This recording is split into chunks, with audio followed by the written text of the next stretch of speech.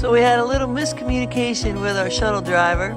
So we get to sit here at Weary Feet Hostel on a beautiful day, have some homemade cake from Julie, some lemonade, and hang out while we're waiting for our shuttle driver.